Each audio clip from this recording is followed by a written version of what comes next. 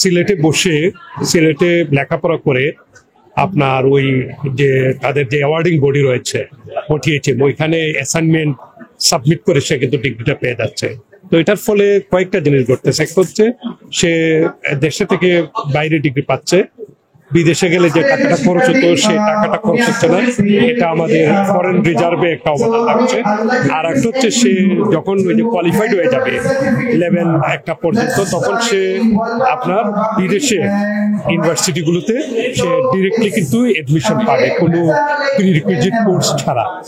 তো এটা একটা ভালো একটা উদ্যোগ যে সিলেটের উপশহরে তারা এটা লেখাপড়া করছে। তবে আমি যেটার উপর গুরুত্ব দেব এখানে হচ্ছে একটা শিক্ষার একটা মান যাতে বজায় থাকে এবং যে জিনিসটা হচ্ছে কোয়ালিফাইড শিক্ষক যাতে থাকে।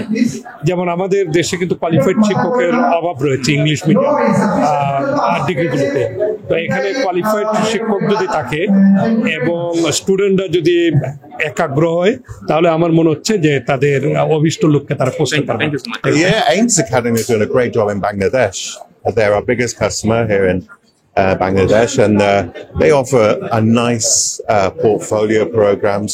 There's something for everybody here, which is, so it doesn't matter whether you're the beginning of your academic career or at the latter parts, there's something here to please most people and to sort of prepare them for the next stage in life.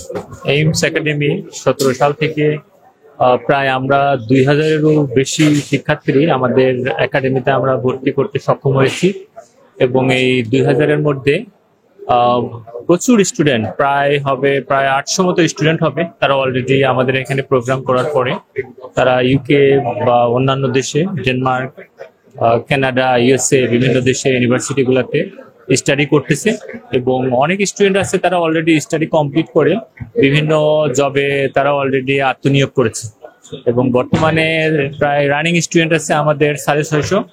এই 650 স্টুডেন্টের মধ্যে তারা course শেষ করলো, এখন 150 certificate পেল।